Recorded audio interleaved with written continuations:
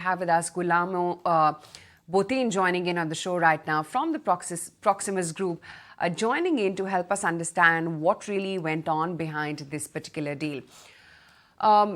Guillaume, thanks so much for joining in today. Firstly, help us understand how will the synergies of this 90 million euro be realized? I mean, all this will be at the group level, or any financial benefits you think can be realized on Route Mobile's book as well?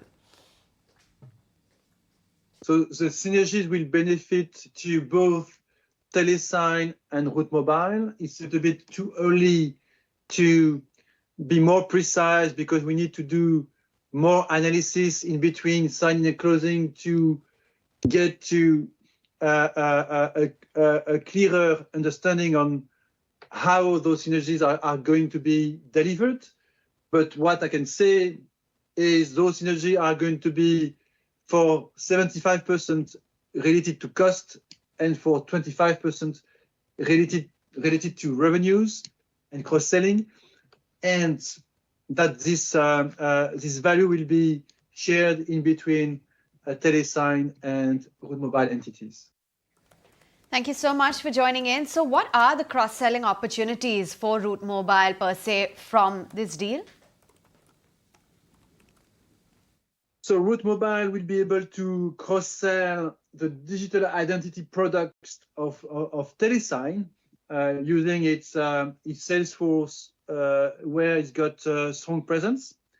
And on the other way around, Telesign will be able to cross-sell the omnichannel digital communications capabilities of Route Mobile in the geographies where Telesign is strong, mainly Europe and the USA. Right. So what will be the combined entities' revenue and EBITDA potential, and say for FY23 or CY22, any latest numbers that you could share with us? Yeah. So if I look at the last 12 months, the combined entity, the new combined entity, so Route Mobile and Telesign would have generated more than 900 million euros of revenues.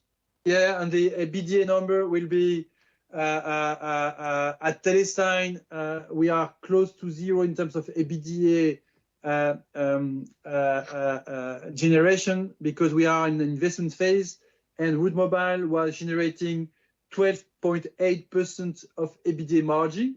I think the target of the combined entity would be to be at least at par with the best performers of this market, meaning to deliver an EBITDA margin in between 13 to 15%, on the short to medium term.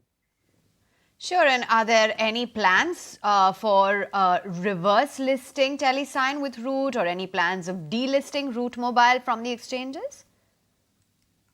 No, I think really the focus here is going to be first to close that deal, then to deliver the synergies. That will be really the main focus of the management teams.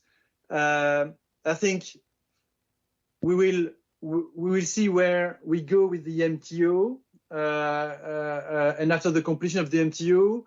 But I would be equally happy to stay listed in India or to be able to take private the company. I think there is no issue for me to stay with minority shareholders within Route Mobile to support the strategy of the Proximus Group.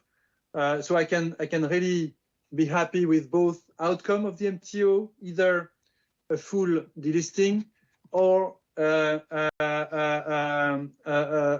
company that will be still listed in the Indian environment. Sure. So what will be the corporate structure post this particular deal? Rajdeep Gupta, will he be leading both the companies, that's Telesign and Proximus, or just as CPaaS division of both companies? Yeah, the idea is really to build on the Rajdeep Gupta ability to execute and expertise, so that Rajdeep will be the CEO of. We will remain the CEO of Route Mobile,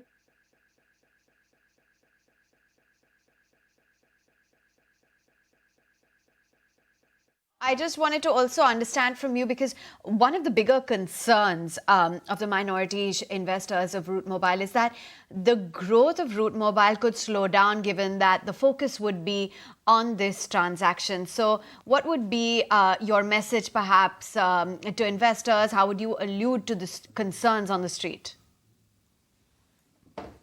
Yeah, I think they should not be worried because the management of the company will still be under the leadership of Rajdeep Gupta. So no change in terms of management. Rajdeep will stay within the Proximus Group to lead the CPaaS business. So all interests are aligned in between Proximus stakeholders and Route Mobile minority shareholders. So they should not be worried. Plus, I think the ambition of both Rajdeep and myself is to continue to deliver the plan of Route Mobile going forward. And on top of that, we will deliver synergies that will benefit from that minority shareholders of Route Mobile will benefit from. So I think no reason to be worried. We'll continue to execute the plan of Route Mobile, continue to develop the company at the same pace, and make sure that we create value for both Telesign and Route Mobile in delivering the synergies. Right. So just one clarification, because Route Mobile had given a guidance of about 20% organic revenue growth for FY24. Does that remain intact? Exactly. There is no change in guidance of Route Mobile or guidance of Telesign.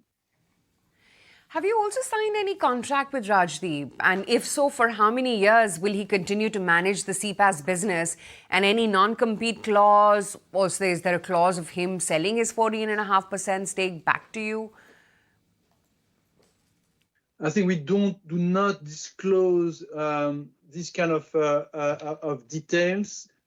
What I can say is, as Rajdeep will be owning shares in Proximus Opal, he will be fully committed to, one, stay within the group and continue to lead and deliver the superb job he's done so far in a broader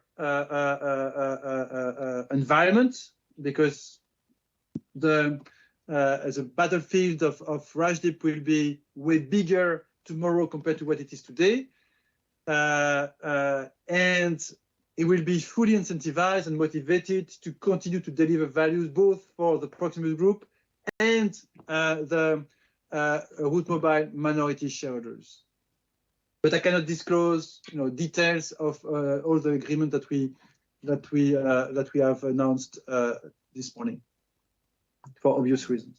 Sure thing. Appreciate your time. Thanks very much for joining in and giving us a lot more clarity regarding that news.